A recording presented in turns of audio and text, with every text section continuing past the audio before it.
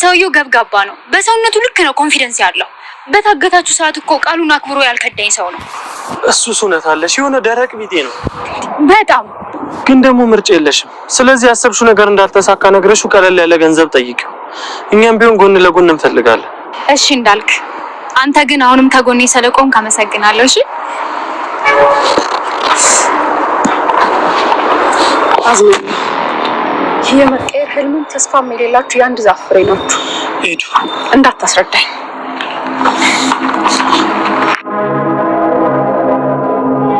ካሌብ አስብ እንጂ አንተ ሚስት እኔም ባሌን አጥቻለሁ። እኔ ሚስት የለኝም። ሚስት እንደሌለው የምታውቀው አንተ እንጂ ህግ ባለትዳር መሆኑን ነው የሚያውቀው። ወረቀት ትዳር አለመሆኑን ህግ ራሱ ከኛ ትዳር አይቶ ቢማር ጥሩ ነበር። ግን ካሌብ እነዚህ ሰዎች ዝም ብለን እናልፋቸው ማስተማር የለብንም ብለህ ታስባለህ? ምንድን ነው የምናስተምራቸው? ሌላው ቢቀር በፊት እንዳደረግነው አስመስለን መካድ ስሜቱና አይነት እንደሆነ እናሳውቃቸው። ይሄ ትምህርት ሳይሆን በቀል ነው። እንበቀል ብንልስ ከኛ በላይ የተበደለ ከኛ በላይ ፍትህ የሚያስፈልገው ሰው አለ? እኔ እንጃ። ግን በዚህ ሰዓት ሁሉም ነገር ሰልችቶኛል። ግድ የለም ካሌብ፣ እኔ ሆነ በሀሳብ የተስማሙ። ግድ የለም አሁን ምንም አልልሽም። ግን ጊዜ ወስጄ ማሰብ ይኖርብኝ። አስቤበት እነግርሻለሁ።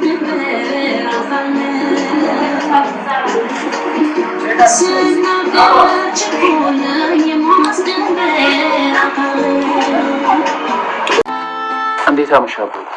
እንደምን አላችሁ ልጆች? እንደምን አለ አባይ። ዛሬ ለምን እንደሆነ ባላቅም ደስ ብሎኛል። ምክንያቱም ተው፣ ዋናው እንኳን ደስ ያለ። ብዙ ነገሮችን በመነጋገር ፈተነዋል። ቤት ተመልሶ እንደገና ሙሉ ሆኗል። የእናንተን እርቅ አስመልክቶ ለምን እንዳልጋበዝኳቸው አላውቅም። አስፈላጊ ነው አባዬ። በጣም እንጂ። ካሌብ ምን ትላለህ? ሰብሰብ ብለን ስንጫወት ብናመሽ። ጥሩ ሀሳብ ነው። በጣም ጥሩ። የቀሩትን ሰዎች እናንተ ደዋውላችሁ ጥሯችሁ። ምግብና መጠጡን እኔ ከውጭ አሳለሁ። እሺ አባዬ።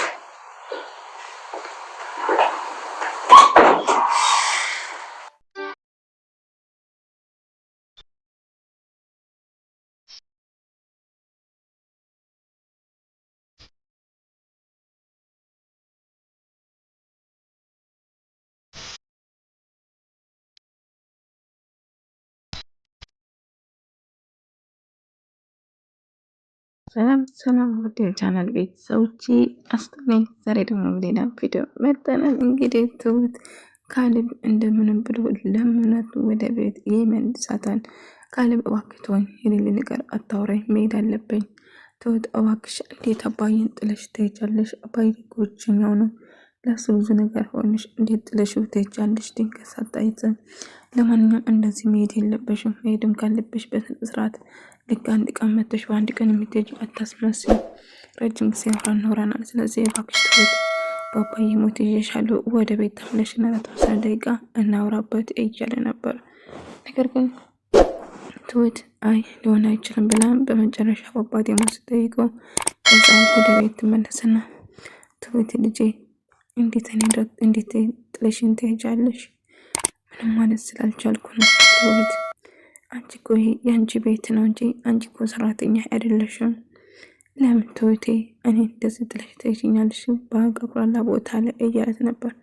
አባዬ አማራጭ አልነበረኝም፣ ይቅርታ አድርግልኝ አባዬ፣ እባክህ መጥፎ ነገር አታውራ እያለች ነበር። የምትወጂና የምታስብኝ ከሆነ መሄድ የለበሽም እያለችው ነበር።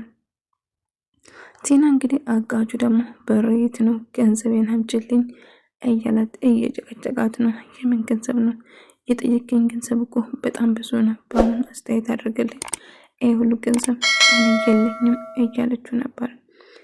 ዳኒ ደግሞ ትሁት ሀሳቧ ስለቀየረችና ወደ ቤት ስለተመለሰችው ደስ ብሎት ነበር። ትሁት በድጋሚ እዚህ ስላየሁሽ እጅግ በጣም ደስ ብሎኛል እውነትሽ እና ስለተመለሽ። አዎ ዳኒ፣ ይሄ ቤት ዝም ብሎ የምንለቀቅበት ቤት አይደለም።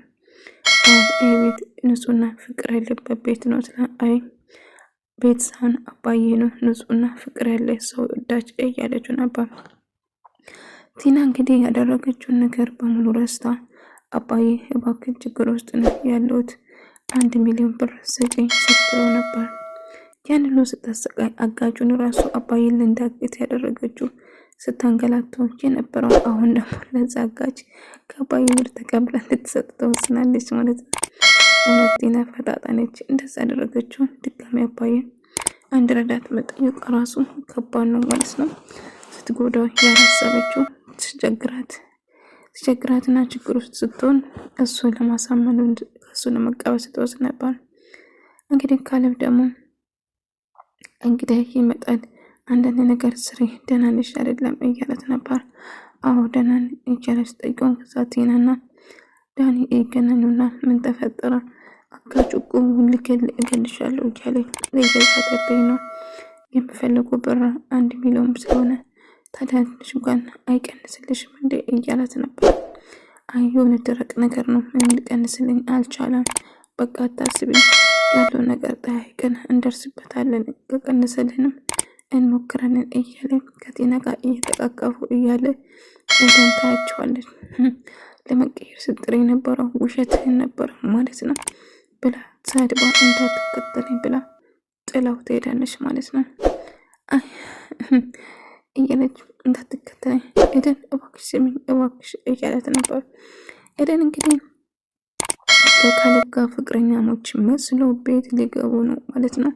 ካሌብ እባክህ እኔን ብቻ እሺ በልና ተባባሪ፣ እናንተ ፍቅረኛሞች ሆነን እኔን እንደጎዱኝ መልሼ ልጎዳቸው በቀል በለው እያለ እሺ በቃ እንግዲህ አስብበታለሁ፣ ግን ይሄ ነገር ጥሩ ነው ብዬ አላስብም እያለችው ነበር። ኤደን ምንም ነገር አይፈጠርም፣ ካሌብ አሳብ አይገባም። እናትን በቃ እነሱን ማስቀናትና እነሱን ማናደድ ነው የምፈልጉ፣ እኔ የተሰማኝ ስሜት እነሱ እንድሰማቸው ስለምፈልግ ነው እያለችው ነበር። ካሌብ አስብበታለሁ ብሎ ይነግራታል። እንግዲህ ቲናና ካሌብ አንድ ላይ እያሉ አባዬ ድንገት ይመጣል። አባዬ የሆነ ፕሮግራም እናድርግ እስቲ ሁላችን እንሰብሰብና ዝም ብለን እናከብር፣ ደስታ ቀናችን ነው እያለው ነበር። እሺ አባዬ ብለን መጠጡን እንደ ምግብ ከውጭ አስመጣለሁ፣ ትሁቴ ምንም ነገር አትስሪ እያለ እንግዲህ ካሌብና ኤደን ፍቅረኛሞች እየተጨዋወቱ ነበር። እንግዲህ ትሁት ሰክራ የማውን ነገር እኔ ለዚህ ቤት እኮ ህይወቴን እሰጣለሁ እያለች እንግዲህ ኤደን ደግሞ ፍቅረኛሞች እያስመሰሉ ነበር ከካሌብ ጋር። ተነስ እንደንስ እያለችው ነበር። ዳኒና ቲና እጅግ በጣም ተናደዱ። ዳኒ የሚያደርገው ነገር የሚናገረው ነገር ጠፋባት። ምክንያቱም የምወዳት የምሳሳላት ሚስቱ ካሌብ ጋር እየተሽኮረመች እንደሆነ ተረዳ። ቲናም እጅግ በጣም ትናደዳለች። የማደርጉት ነገር ግራ ገባት ማለት ነው። ነገር ግን እሷ ለማናደድና ዳኒን ለማናደድ እንደታቀደ አላወቀችው ነበር። እውነት ፍቅረኛሞች የሆኑ እንደ እያለችው ስትናደድ ነበር። እንግዲህ ኤደንና ካሌብ ደግሞ መደነስ ጀመሩ። እንዴት ነው እነሱን ለማስቀናት እንሞክር፣ አሁን ቆርቆ ስላለብን እያለችው ነበር። አባዬም እንዲደነሱ ሲገፋፋቸው ነበር። አባዬ ትናንትና የተፈጠረው ነገር ምንም ነገር አላስታውሱም፣ እባክህ ይቅር በለኝ እያለች ትሁቴ እንደ ትናንትና ፈታ ብለሽ ተጫውተሽው አታውቅም እና በጣም ደስ ብሎኛል እያላት ነበር። ዳኒና ቲና በድጋሚ ይገናኛሉ ማለት ነው። እንግዲህ ዳኒ ምን ማድረግ አለብኝ? ሰው እየተከታተለ የሆነ ነገር ማድረግ አለብኝ። እንግዲህ ምንድነው የምናደርገው? ካሌብ ጭራሹ መኝታ ቤት ድረስ ይዟት መምጣት ጀመረ እያለች ያ ሁሉ ያደረገችው ትሁት ነች። አባዬን ያዳነችው እኔ ሳለቅስ እኮ ከኔ ጋር እያለቀሽ እያስመሰልሽ ነበር እና አባዬ እንደ አንቺ ነበር ያተረፍሽ እያለች እንግዲህ የማለቅስ ሰው ካገኘሽ ከነሱ ጋር ማልቀስ ቀላል ነገር ነው ቲና እያለቻት ነበር። በህይወቴን እኮ ነው ያበላሸሽ እያለቻት ነበር። አረ የትኛ ህይወትሽ እያለቻት ነበር። እንግዲህ ዳኒ በመጨረሻ በድጋሚ ኤደንን ይቅርታ እየጠየቃት ነበር። ኤደን አንቺ እንደምታስቢ አይደለም፣ ቲና የሆነ ችግር ውስጥ ገብታ እረዳሻለሁ ስላልኳት ነው ያቀፈችኝ እንጂ በማላችን ምንም ነገር የለውም እያላት ነበር። ዳኒ ምንም ቢኖር ምንም አይመለከተኝም፣ ግን ከህይወቴ እንድትወጣልኝ እፈልጋለሁ። ደግሜ ላይ ካልፈልግም በቃ ትሆኝ፣ አንተም የራስህን ህይወት ኑር፣ እኔም የራሴን ህይወት እኖራለሁ እያለችው ነበር።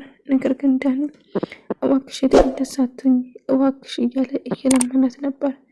ነገር ግን ኤደን ጥላትና ካሌብን ታገኘዋለች። ካሌብ እንዴት ነው ያልኩ ነገር አሰብክ? በቃ ፍቅረኛሞችን እንቀጥላለን እንጫወትባቸዋለን እያለቻት ነበር። እሺ በቃ ተስማምቻለሁ። እንግዲህ ነገሩን ባልወደድኩትም ነገር ግን እንሽ እንሞክራለን አንቺ ይሄናል የማስደስትሽ ከሆነ እያለት ነበር። እንግዲህ ፍቅረኛሞች መስለው ቲናና ዳኒ እጅ ለእጅ ተያይዞ እያወሩ ነበር። ከዛ ካሌብና ኤደን ድንገት በሩን ከፍተው ይገባሉ ማለት ነው።